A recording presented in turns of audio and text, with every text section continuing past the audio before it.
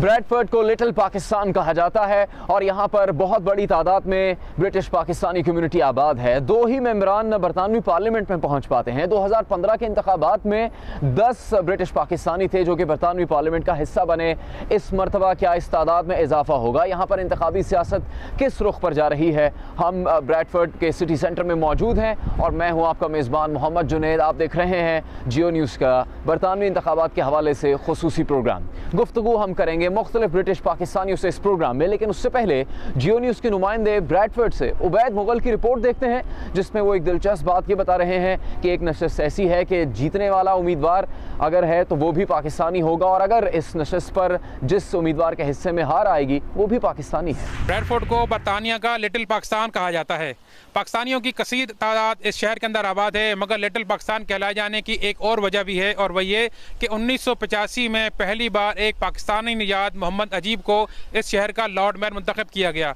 मोहम्मद अजीब इस बरतानिया के वो पहले शख्स हैं जो कि गैर सफ़ेद फार्म थे, यानी वो मुसलमान, एशियाई या सियाह फार्म, वो पहले लॉर्ड मेयर थे जिन्होंने ये आज़ादी हासिल किया। उसके बाद लेबर पार्टी ने इस शहर को एक के बाद एक बहुत सारे लॉर्ड मेयर दिए और आज छठा लॉर्ड मेयर इस शहर को सर्व कर रहा है, जिसका नाम आबिद हुसैन जमाती है। इसके अलावा यहाँ पर 2 मेंबरान पार्लियामेंट ये गुज़श्ता इंतखाबात तक मौजूद थे जो कि अपनी नशिस्तों का दिफा कर रहे हैं। इस शहर में अगरचे 1985 में लॉर्ड मेयर तो पाकिस्तानी निजात शहरी बन गया था, लेकिन यहाँ पर मेंबरान पार्लियामेंट हासिल करने के लिए इस शहर को 28 साल का इंतजार करना पड़ा और 28 साल बाद 2 पाकिस्तानी एक साथ यहाँ से मेंबर ऑफ पार्लियामेंट मुंतखब हुए, जो कि ब्रैडफोर्ड ईस्ट से इमरान हुसैन और ब्रैडफोर्ड वेस्ट से नाज शाह की सूरत में थे। ब्रैडफोर्ड ईस्ट से इमरान हुसैन ने लिबरल डेमोक्रेट के सफ़ेद फार्म डेविड वॉट से नशिस्त हासिल की थी, जबकि नाज शाह ने एक तारीखी कामयाबी जॉर्ज गैलवे के खिलाफ हासिल की थी। आज यहाँ पर ये दोनों मेंबरान पार्लियामेंट अपनी नशिस्तों का दिफा कर रहे हैं। ताहम खास बात ब्रैडफोर्ड वेस्ट में यह है कि नाज शाह को जिनसे मुकाबले का सामना है वो भी एक पाकिस्तानी निजात खातून है, यानी कि हम कह सकते हैं कि अगर कोई भी जीता तो मुमकिन तौर पर वो पाकिस्तानी होगा। ये बात ज़रूर है कि यहाँ टोरी और लिबडेम और दीगर उम्मीदवार भी हैं, लेकिन पब्लिक की जानिब से कहा जा रहा है कि असल मुकाबला दरअसल नाज शाह और सलमा याकूब के दरमियान है। दूसरी जानिब अगर हम देखें ब्रैडफोर्ड ईस्ट में तो वहाँ इमरान हुसैन का मुकाबला है एक सफ़ेद फार्म आज़ाद उम्मीदवार से जिनका नाम डेविड वॉट है। यहाँ भी दीगर जमातें मौजूद हैं, लेकिन अवामी तासुर यह है कि यहाँ पर असल मुकाबला डेविड वॉट और इमरान हुसैन के दरमियान है। उबैद मुगल की रिपोर्ट आपने देखी, तो सबसे पहले प्रोग्राम में बात करेंगे इमरान हुसैन से जो कि लेबर पार्टी के उम्मीदवार हैं ब्रैडफोर्ड से और उन्होंने हमें इस प्रोग्राम में ज्वाइन किया। इमरान साहब शुक्रिया, आप एक मरतबा इलेक्शन जीते और हारे भी, तो ब्रैडफोर्ड वैसे भी लेबर पार्टी का गढ़ समझा जाता है और यहाँ पर पाकिस्तानी कम्युनिटी को बहुत ज़्यादा हिमायत हासिल होती है। इस मरतबा की इंतखाबी मुहिम में आप क्या तवक्को कर रहे हैं? आप यकीन रखते हैं, आप उम्मीद कर रहे हैं कि आप अपनी नशिस्त जीत सकेंगे? Nobody can ever take any election for granted. लेकिन I've now been the member of parliament for Bradford East for 24 months, which is a relatively short period because it was supposed to be a 5-year term. और इसमें जो 24 month में मैं समझता हूँ कि I have worked very hard and I stand on that record, my record of 24 months, जिसमें मैंने ये Bradford East के behalf पर I have been a very strong vocal voice in Parliament for all the people of Bradford and actually for people and I've stood up against injustice around the world and here and abroad. Also my constituency office, I believe a big part of an MP's role is to be accessible to the constituency and I think I have demonstrated in 24 short months कि मैं बहुत ज़्यादा accessible था। बल्कि मैं आपको एक बात बताता हूँ कि बहुत कम MP होते हैं जिनके मोबाइल नंबर हर बंदे के पास होते हैं पब्लिक में। I very much believe that I need to be as accessible as possible और मैंने हर बंदे को ब्रैडफोर्ड ईस्ट के जितने बंदे हैं everybody has my mobile number और लोग मुझे डायरेक्ट फ़ोन करते हैं, हालांकि दफ्तर है। इसके बाद 5000 से यानी कि over 5000 people have been through my office in 24 short months. So I think these things will count in an election. अभी हम प्रोग्राम में बात करेंगे ब्रैडफोर्ड से ताल्लुक़ रखने वाली लेबर पार्टी की रहनुमा नाज शाह से जो कि मेंबर पार्लियामेंट बनी और इस मरतबा भी इंतखाबी मुहिम में भरपूर तरीके से हिस्सा ले रही है। नाज साहिबा, आपके वक्त का बहुत शुक्रिया प्रोग्राम के लिए। ब्रैडफोर्ड को लिटिल पाकिस्तान कहा जाता है और तरक्की की अगर हम रफ्तार देखें तो फिर उसमें से बरतानिया के इस शहर को देखते हुए बाज़ दफ़ा जायज़ा लें तो लगता नहीं है कि ये पाकिस्तान के मीरपुर से भी किसी तरह से बेहतर है शहर, उस तरह से तरक्की नहीं हुई, मसाइल हल नहीं हुए, कोई इक़दामात खातिर खा नहीं किए गए। इस पसमानदगी की ज़िम्मेदारी किस पर आयद होती है, कौन है इसका ज़िम्मेदार?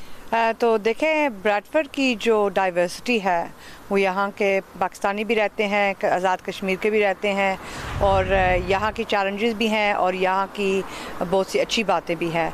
उन अच्छी बातों में अगर देखा जाए तो हम यहाँ खड़े हैं, मेरे पीछे कॉलेज है, मेरे पीछे यूनिवर्सिटी है, तो हमारी ग्रोथ ज़्यादा है और हमारे जो बच्चे हैं ये यंगेस्ट सिटी हो जाएगी 2020 में। और ब्रैडफोर्ड वेस्ट की भी चैलेंजेस हैं, इसीलिए हमें चाहिए कि हमारे लिए एक लेबर गवर्नमेंट हो ताकि हम ब्रैडफोर्ड को वहाँ पहुँचा सकें जहाँ तक हमारी ख्वाहिशें हैं, हमारी उम्मीदें हैं, हमारे नौजवानों के लिए, हमारे बच्चों के लिए, हमारे मुस्तकबिल के लिए। हम आगे बढ़ेंगे प्रोग्राम में और बात करेंगे बरतानिया में कंजर्वेटिव पार्टी के ब्रिटिश पाकिस्तानी रहनुमा अमजद बशीर साहब से, जो कि मेंबर यूरोपियन पार्लियामेंट भी हैं। अमजद साहब, बहुत शुक्रिया आपके वक्त का। सबसे पहले तो हम आपसे जानना चाहेंगे कि बरतानिया की सियासत में स्कॉटलैंड से भी पाकिस्तानी उम्मीदवार अब आ गया है। स्कॉटिश नेशनल पार्टी की मिसाल इसके सामने है, तस्मीना शेख पार्लियामेंट में पहुंची और कंजर्वेटिव पार्टी ने किसी पाकिस्तानी को ऐसी नशस्त नहीं दी है जिससे जीतना आसान हो, जिससे उनको मदद मिल सके कि वो बरतानवी सियासत का आसानी से हिस्सा बने और ब्रिटिश पाकिस्तानी की भी नुमाइंदगी हो पार्लियामेंट में। तो इसमें पाकिस्तानी सियासतदान जो यहाँ पर अपना किरदार अदा करते हैं, उनकी गलती है या फिर जो पार्टी इस्टेब्लिशमेंट है वो कसूरवार है? मेरे ख्याल में आपका बहुत अच्छा सवाल है। हमारे लोग जो है अनफॉर्चुनेटली कंजर्वेटिव पार्टी में इतना हिस्सा नहीं ले रहे।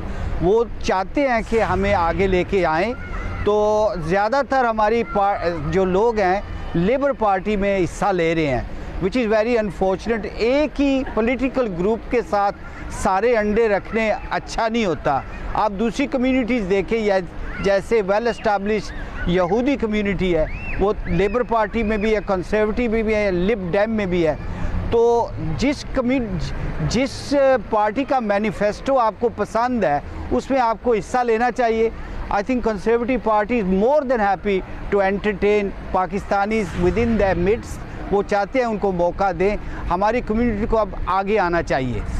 इमरान साहब, ब्रैडफोर्ड में पाकिस्तानी कम्युनिटी के कई मसाइल हैं, एजुकेशन का मामला इसमें सर फहरिस्त है। लंदन से अगर हम मुकाबला करें यहाँ की सूरत हाल का, तो ये देखने में आता है कि आला तालीम हासिल करने की शरह बहुत ही कम है। इस पर तवज्जो क्यों नहीं दी गई आज तक, और आप इस सिलसिले में क्या करेंगे? देखिए, what we've seen, education in Bradford has not been in terms of, has not been of the best standard for many years now, and in particular over the last 7 years, under 5 of which were under a Tory Lib Dem coalition government, and the last 2 we've seen under a Tory government. What we've seen is schools funding में से इतने cuts हमने देखे हैं कि schools funding, यानी education standards तो education standards हैं, लेकिन we have seen a school places crisis, जिसमें यहाँ जो वालिदैन जो स्कूल चाहते हैं, ये सिर्फ नहीं है कि उनको वो स्कूल नहीं मिल रहा, लेकिन they are being given schools miles away. Now that simply isn't the number of places in schools that are coping with the rising number of our young population here. So we have a school places crisis. We have an issue. जो Bradford के school हैं, we are 10% on average in our GCSE A to C's. We see 10% less achievement here in Bradford than we do with the regional or national average. So to address this, what we need is we need a government that's going to invest in our schools. Halanki, even though we had a Tory government, I bought in 23 million for school places. I fought for a northern school strategy which will mirror the London Challenge model, but that's not enough to resolve issues in Bradford. Imran साहब, एक बात बड़ी अफसोसनाक है कि यहाँ पर gang culture है, ड्रग माफिया है, खुद इस लिटिल पाकिस्तान के लिए जहर कातिल है, बहुत ही बड़ा मसला है। तो क्या इस सूरत हाल को तब्दील करने के लिए, ऐसे मसाइल को ख़त्म करने के लिए, इसके ख़िलाफ़ इक़दाम करने के लिए यहाँ के सियासतदानों की कोई ज़िम्मेदारी बनती है? कोई किरदार वो इस सिलसिले में अदा कर रहे हैं? पुलिस का किरदार अपनी जगह, लेकिन सियासतदानों की भी तो ज़िम्मेदारी बनती है। देखिए, आई थिंक कि ब्रैडफोर्ड कोई किसी और मेजर शहर से मुख्तलिफ नहीं है। I think the issues Bradford faces are very similar to the issues that other major and comparable towns faces, and it is not a problem. You know, ये issue ना ही रंग जानता है, ना ही नस्ल जानता है, ना ही मज़हब जानता है. You know, those that involve themselves in a life of crime can belong to any background, and I think we have to be really clear about that. Lekin of course drastic police cuts are going to make the job of the police and enforcers more difficult, because you know अभी हमने देखा है 20,000 since this government came in, 20,000 frontline police officers have been cut. Our neighborhood policing teams, neighborhood policing is the most effective model. इसको भी आज our neighborhood policing model is in danger, जिसके तहत community और police का जो link है, जिसमें they can work together to address some of the very issues you talk about. So there are those ये जो जब तक ये funding issues हल नहीं होंगे तब तक these issues will continue. ना साहिबा, आप भी बहुत अच्छे तरीके से जानती हैं यहाँ पर गैंग कल्चर है, ड्रग माफिया है, और सवाल ये बनता है कि इन्हें किसकी सरपरस्ती हासिल है, क्योंकि एक चीज़ अगर मुसलसल नज़रअंदाज की जा रही हो एक तवील अरसे से, तो फिर इसका मतलब ये है कि ये लोग कानून से बालातर हैं, या फिर मिसाल ये आती है इसके लिए कि इस कश्ती को तूफ़ान के थपेड़ों की नज़र कर दिया गया है, किसी को परवाह नहीं है. तो देखें, मेरा रिकॉर्ड 2 साल में जो है पार्लियामेंटेरियन रह चुकी हूँ, और उसी बिना पर मेरी इलेक्शन ढूंढ रही हूँ ताकि मुझे री इलेक्शन सीख कर रही हूँ. और वो ये है कि मैं होम अफेयर्स सेलेक्ट कमेटी के ज़रिए मैंने क्राइम और पुलिसिंग के बारे में बहुत काम किया हुआ है. उस काम के लिहाज से मैंने नेशनल क्राइम एजेंसी को भी डायरेक्ट होम सेक्रेटरी से बात की हुई है ब्रैडफोर्ड के बारे में, और ब्रैडफोर्ड में हमारे चैलेंजेस हैं. मगर अगर देखा जाए तो टोरी गवर्नमेंट की कट्स जो है वो ख़ास तौर पर हमारी पुलिस सर्विसेज पर इम्पैक्ट करती हैं, हमारे पब्लिक सेक्टर पर इम्पैक्ट करती हैं. और फिर अगर जब सैंक्शंस होते हैं तो क्राइम भी ज़्यादा होता है, बहुत सारे जो डिनोमिनेटर्स होते हैं ना, और वो ये होता है कि हमारी इकोनॉमी स्टेबल नहीं है. इस लिहाज से हमें चाहिए कि लेबर गवर्नमेंट हो ताकि इन चीज़ों को एड्रेस कर सके, और हमारी लेबर गवर्नमेंट की तरफ से 10,000 और पुलिस ऑफिसर हमारे मुल्क में होंगे. इन आम इंतखाबात में बर्मिंघम से हिस्सा लेने वाले उम्मीदवारों की सियासी पोजीशन इस वक्त कैसी है और किस तरह की इंतखाबी मुहिम चल रही है, देखिए इस बारे में साइमा हारून की रिपोर्ट. 8 जून को होने वाले आम इंतखाबात में बर्मिंघम से ताल्लुक रखने वाले 2 पाकिस्तानी निजात रुकने पार्लियामेंट अपनी नशिस्तों का दिफा कर रहे हैं. खालिद महमूद, जिनको बरतानिया के दूसरे और इंग्लैंड के पहले रुकने पार्लियामेंट बनने का एजाज हासिल हुआ. सबसे पहले जो हमारे मेंबर पार्लियामेंट यहाँ थे चौधरी मोहम्मद सरूर साहब से, लेबर पार्टी से और बड़ी जदोजहद के साथ आए थे वो. उसके बाद अल्लाह के फजल से 2001 में मैं आया हूँ. वो भी काफ़ी हमें जदोजहद से आना पड़ा यहाँ से, क्योंकि पहले जब लोग आते हैं बड़ी मुश्किल से आते हैं. तो पहले हम 1 से 2 हुए, 2 से 4 हुए, 4 से 8 हो गए, 10 हो गए. अब खालिद महमूद ने अपने सियासी सफर का अमली आगाज 1990 में बैसियत काउंसलर किया. 2001 में बर्मिंघम के इलाके पेरी बार से रुकने पार्लियामेंट बनने में कामयाब हुए. खालिद महमूद ने नवंबर 2005 से सितंबर 2006 तक होम ऑफिस मिनिस्ट्री में बैसियत प्राइवेट सेक्रेटरी के अलावा ब्रॉडकास्टिंग कमेटी और होम अफेयर्स कमेटी में अपनी खिदमत सरअंजाम दी. अक्टूबर 2016 से मई 2017 तक शेडो मिनिस्टर फॉरेन और कॉमनवेल्थ अफेयर्स यूरोप मुंतखब हुए. पेरी बार जहां मुख्तलिफ मज़ाहिब और कौमियतों के लोग आबाद हैं, खालिद महमूद 4 बार रुकने पार्लियामेंट बनने के बाद 5वीं बार अपनी नशिस्त का दिफा कर रहे हैं. 2001 में 17,415, 2005 में 18,269, 2010 में 21,142 और 2015 में 23,697 वोट हासिल करने में कामयाब हुए, जिससे पहली बार में उनकी मकबूलियत का अंदाजा लगाया जा सकता है.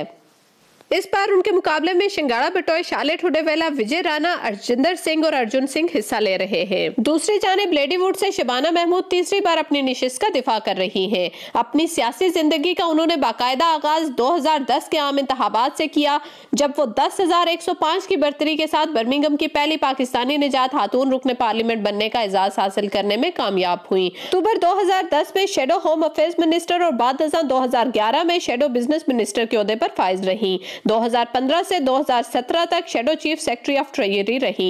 इन आम इंतखाबात में उनके मुकाबले में एंड्रयू ब्राउनिंग, ली डॉरिज और कफेंसे डेनिस शामिल हैं. अपने नशिस्तों का दिफा करने वाले इन 2 उम्मीदवारों के अलावा बर्मिंघम से 3 और पाकिस्तानी निजात उम्मीदवार, जिनमें मोहम्मद अफसल, एमरिन रजा और मोहम्मद गुलतासिब खान शामिल हैं, पहली बार इन आम इंतखाबात का हिस्सा बनने जा रहे हैं.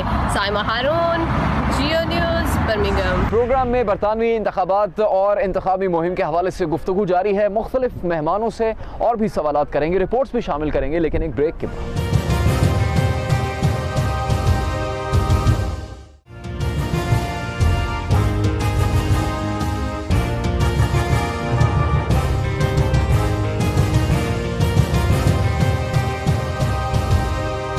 इन बरतानवी इंतखाबात में ये तवक्को की जा रही है कि कंजर्वेटिव्स और लेबर के दरमियान कांटेदार मुकाबला हो सकता है। कई माहिरीन का भी कहना है कि हंग पार्लियामेंट भी बन सकती है। पिछले कुछ अरसे में लेबर पार्टी की मकबूलियत में इजाफा हुआ है, जेरेमी कॉर्बिन की मकबूलियत में इजाफा हुआ है। यहाँ बरतानिया के माशरे में रेस एंड फेथ का मामला इंतहाई हसास समझा जाता है। इसी हवाले से जेरेमी कॉर्बिन ने अपने ख्यालात का इजहार किया है। आइए आपको दिखाएं। If you're black or Asian, you're more likely to be living in poverty than if you're white. And you're still less likely to be represented in public life, and more likely to be overrepresented and mistreated by the criminal justice system. How can it be right that Asian and African sounding names have to send twice as many applications in to get an interview for a job? And that ethnic minority unemployment is double that of the rest of the population. This is the 21st century, and this is not good enough. Programme में बात करेंगे इमरान हुसैन से। इमरान साहब, मुख्तलिफ communities में फलाही इदारे कायम किए जाते हैं, वो पसमानदा कम्यूनिटी को ऊपर लेकर आते हैं, तालीम और रोज़गार में उनकी मदद देते हैं, मगर ब्रैडफोर्ड की हालत कई अशरों से बदल नहीं सकी, कोई तब्दीली इसमें नहीं आ सकी। अरकान पार्लियामेंट यहाँ से जो ब्रिटिश पाकिस्तानी सियासत में हिस्सा लेते हैं, उनका कितना कसूर है, कितनी जिम्मेदारी उन पर आती है? देखिए, बात यह है कि we need to bring inward investment into Bradford. अभी आप हाल ही में देख लें, यहाँ हमें कमी है high skilled high wage jobs, that's what we need. और मैं एक एग्जांपल इसका देता हूँ कि HMRC जॉब्स जो कि टैक्स डिपार्टमेंट है, वो जो ब्रैडफोर्ड में जॉब्स हैं अभी रीजनल प्लान के तहत, एफिशिएंसी सेविंग्स के तहत, ऑस्टेरिटी के तहत, ये उन जॉब्स को भी लीड्स में मूव कर रहे हैं।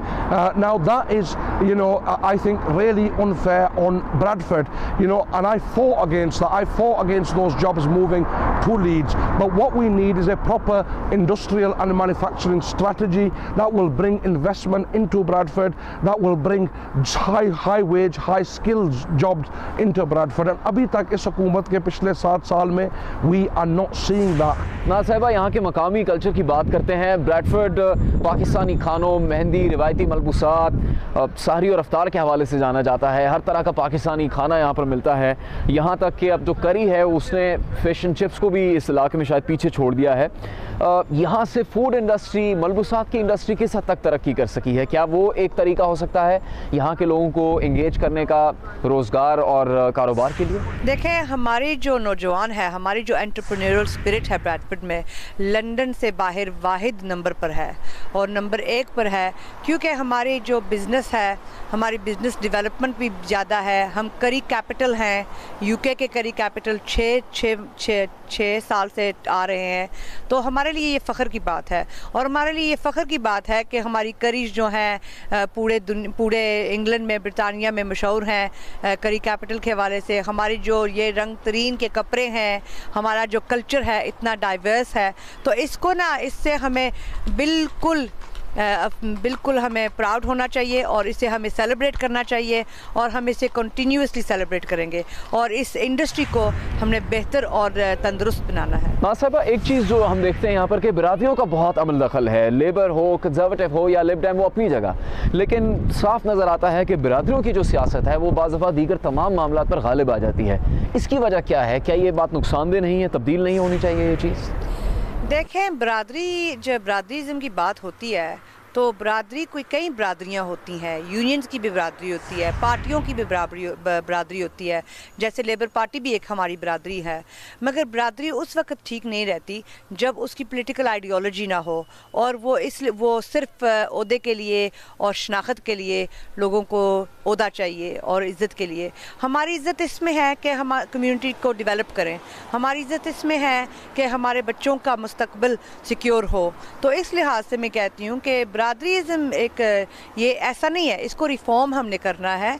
और बरादरी वाले जितने भी हैं, मेरी अपनी भी बरादरी है, आपकी भी बरादरी है, तो हमें बरादरी वालों को इकट्ठा लेकर जो हमने सफ़र शुरू किया है लेबर पार्टी के साथ उसको मुकम्मल करना है, ताकि हमारी जो कम्युनिटी है वो प्रॉस्पर हो और हमारी कम्युनिटी की बेहतरी हो। हम यहाँ पर ब्रैडफोर्ड में सिटी हॉल के बाहर मौजूद हैं और बात करेंगे कंजर्वेटिव पार्टी के साबिक उम्मीदवार इफ्तिखार अहमद साहब से। इफ्तिखार साहब, बहुत शुक्रिया आपके वक्त का। इस शहर में लेबर का कंट्रोल ज़्यादा रहा है, मगर मरकज़ी हुकूमत जो शहर की तरक्की के लिए इक़दाम करती है वो भी तो नज़र आने चाहिए ना। ये अफसोस की बात नहीं है कि जैसे ही आप इस मुल्क के मरकज़ी इलाकों से निकलें तो फिर बिल्कुल ही मुख्तलिफ चेहरा नज़र आता है बरतानिया का। मैं आपसे इत्तेफाक नहीं रखता हूँ।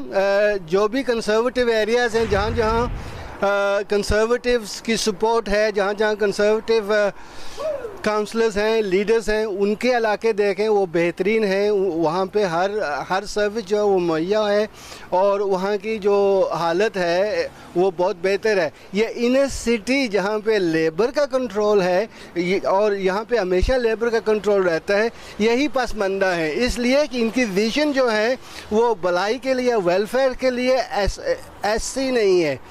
They only concentrate on a very narrow range of aspects of politics, not a general welfare and prosperity of the area. Iftikhar साहब, जो कम्युनिटी के हम यहाँ पर तौर तरीके देखते हैं, जो तर्ज सियासत देखते हैं, पाकिस्तान में नहीं होता ये तो कि इस इलाके में बरादरी एक है तो फिर ख़ास उम्मीदवार ही जीतेगा, उसी बरादरी से ताल्लुक़ रखने वाले लोगों को वोट दिया जाएगा। बरतानिया की सियासत में भी इसी तरह से हो रहा हो तो बहुत अजीब लगता है। ये कोई नई डेवलपमेंट नहीं है, मेरे ख्याल ये दहाइयों से चली आ रही है और ये ख़त्म नहीं होगी। आप देखें कि कश्मीर से, पाकिस्तान से इलेक्शन के दौर पे वहाँ से टॉप जो लीडरशिप है वो भी यहाँ पे आ जाती है और जलसे करती है, मीटिंग करती है, सोशल मीडिया पे एक्टिव हो जाती है और बाकायदा किसी न किसी कैंडिडेट को वो एंडोर्स करती है हमारी लीडरशिप। और यहाँ पे बिरादरियों, ये तो मैं कई सालों से रो रहा हूँ कि जब तक ये ख़त्म नहीं होगा मेरिट जो है वो ऊपर नहीं आएगा। तो देखें, मसला ये है कि इसका जो कॉन्सिक्वेंस है वो ये है कि हमारी जो सेंट्रल गवर्नमेंट है वो ज़्यादातर कंजर्वेटिव होती है और यहाँ पे जो कैंडिडेट्स की वो सपोर्ट होती है वो लेबर की होती है। तो इन दोनों चीज़ों से हमें नुकसान ये होता है कि जब सेंट्रल गवर्नमेंट है वो ये देखती है तो जाहिर सी बात है वो भी इसका नोटिस लेती है। इसके बावजूद पिछली गवर्नमेंट डेविड कैमरन में 4000 स्कूलों का इंतज़ाम किया पाकिस्तान में। इंडिया पाकिस्तान की जो ताल्लुकात की कशीदगी थी उसको कम किया। तो हम तो कोशिश करते हैं नेशनल और इंटरनेशनल पे जो बेहतरी है वो देखें सबके लिए, लेकिन जो बिरादरियाँ हैं और जो हमारी लीडरशिप कश्मीर से आती है वो बहुत ही नेगेटिव रोल अदा करती हैं और उसका जो कॉन्सिक्वेंस है, उसका जो नुकसान है हम सबको उठाना पड़ता है। बच्चे ना कंसर्वेटिव होते हैं, ना लेबर होते हैं, ना सोशलिस्ट होते हैं, वो बच्चे ही होते हैं, लेकिन उन पे जो असर होता है, जो मेरिट का कत्ल होता है, जो लोग ऐसे आते हैं जो इस काबिल नहीं होते तो वो कुछ कर नहीं पाते। तो बिरादरीज़म जो है वो आपने ही पाँव पे कलाड़ी मारती है। इमरान साहब, हम इस चीज़ पर फोकस भी कर रहे हैं इस प्रोग्राम में कि ब्रिटिश पाकिस्तानियों की नुमाइंदगी पार्लियामेंट में कितनी है। 2015 में 10 ब्रिटिश पाकिस्तानी दारुल अवाम पहुँचे। तो आप नहीं समझते कि अगर ब्रिटिश पाकिस्तानी आबाई वतन की सियासी जमातों के कारकुन बनने और उनके इमदादी धड़े बनने की बजाय मकामी सियासत में हिस्सा लें, यहाँ के शहरी बनकर अपना किरदार अदा करें, तो पाकिस्तानी या ब्रिटिश पाकिस्तानी कम्युनिटी की नुमाइंदगी बढ़ सकती है ब्रिटिश पार्लियामेंट? देखिए, I think we have representation in parliament or of course that representation not for the Pakistani but across the BME communities. I fight for more representation of BME communities within parliament, and I think every political party, because ये cross political parties की बात है, I think that there should be more training, there should be more opportunities for people from BME backgrounds to be able to go through that. And let's be serious, मसला ये है कि जो BME communities हैं आज भी जो obstacles हम face करते हैं, that perhaps those same obstacles are not faced by our colleagues and across the political spectrum. Amjad साहब, ये बात ज़रा तल्ख है, लेकिन आपको नहीं लगता कि ये यहाँ पर बसने वाले लोगों को मकामी सियासत में बढ़ चढ़कर हिस्सा लेना चाहिए? देखिए जी, ये मेरे ख्याल में जो इधर लोग आबाद हैं, पाकिस्तान का भी उनके साथ मोहब्बत है, प्यार है, तो इसलिए वो उस मुल्क का भी सोचते हैं। लेकिन at the end of the day उनका सक्सेस है जिस मुल्क में आप उनने रिहाइश की है, दे अबाइडेड इन दैट कंट्री, उसमें ज़्यादा हिस्सा लें, क्योंकि इधर की जो है पॉलिटिक्स वो ज़्यादा आसान है पाकिस्तान की पॉलिटिक्स के सामने। और इधर जो है जो बंदा सिविक ड्यूटी करना चाहता है उसको चांस मिलता है। और हमारी जो ज़ाहिर बात है कि जो हमारी कम्युनिटी है, हमारे जो नौजवान हैं वो इधर ही रहेंगे, इधर ही उनको कामयाबी हासिल होगी। मेरे अब्बू आए थे इधर 1957 में, इधर ही उनने काम किया, इधर ही फौत हुए, इधर ही दफनाए उनको, तो हमने भी इधर ही दफनाना है, हमें भी ऐसे ही होगा हमारे साथ भी, तो हमें इस पॉलिटिक्स में हिस्सा लेना चाहिए। ना साहिबा, इलेक्शन इस मरतबा रमज़ान में हो रहा है, तो Pakistani British Pakistani voters, British Pakistani community उस पर किस तरह से असरअंदाज हो रही है चीज़? क्या इंतखाबी मुहिम पर किसी किस्म का फ़र्क पड़ रहा है, या फिर जो वोटर टर्नआउट है उसके हवाले से आपका ख्याल है कि वो मुतासर होगा क्या? देखें, माह रमज़ान में तो है इलेक्शन, और मगर मुझे ये पूरा यकीन है कि हमने जो कैंपेनिंग की हुई है, रोज़े भी अपनी जगह होते हैं और हमारे इलेक्शन में हिस्सा लेना भी बहुत ज़रूरी है। और मेरा पैगाम यही होगा कि अपने वोट को खारिज ना करें। अपना वोट जो है वो एक अमानत होती है आपकी सिविल राइट्स है, आपकी ड्यूटी है, उसको प्लीज़ आप बाकायदगी से अपना वोट दर्ज करना 8 जून को। और मैं यही कहूँगी कि हमारी गवर्नमेंट जो है उसको अगर हमने वोट टोरी को दिया या और किसी को भी दिया तो वो ऑस्टेरिटी के लिए है, फेवर कट्स के लिए है, मगर लेबर पार्टी आपकी पार्टी है, मजदूर पार्टी है, आम इंसान की पार्टी है, और हमें लेबर गवर्नमेंट चाहिए ताकि जर्मी कोबिन हमारे प्राइम मिनिस्टर हों और हम उनके साथ लेबर गवर्नमेंट चलाएं। नास्टा साहिबा, बहुत बहुत शुक्रिया आपके वक्त के लिए। मुख्तलिफ सियासी जमातों की बात करें तो स्कॉटिश नेशनल पार्टी बरतानवी सियासत में बहुत ज़्यादा अहमियत इख्तियार कर चुकी है। स्कॉटिश नेशनल पार्टी ब्रेक्जिट की शदीद मुखालिफ है, और उसके बाद ये इम्कान भी जाहिर किया जा रहा है कि ब्रेक्जिट के बाद स्कॉटलैंड बरतानिया से अलग होने का मुतालबा पुरजोर तरीके से एक बार फिर करेगा। स्कॉटिश नेशनल पार्टी की सरबराह निकोला स्टर्जन ने अपनी जमात का इंतखाबी मंशूर पेश कर दिया है। उसमें कौन सी अहम बातें हैं, आइए देखते हैं। The Brexit process. Not now, but when the terms of the deal are known, Scotland must have a choice about our future. A choice between following the UK down the Brexit path or becoming an independent country. Vote SNP on the 8th of June to give me a mandate to demand a place for Scotland at the Brexit negotiating table so we can work to keep Scotland in the single market. Bradford से जियो news के बरतानवी इंतखाबात के हवाले से इस खुसूसी programme में अभी वक्त हुआ है एक ब्रेक का। हमारे साथ रहें।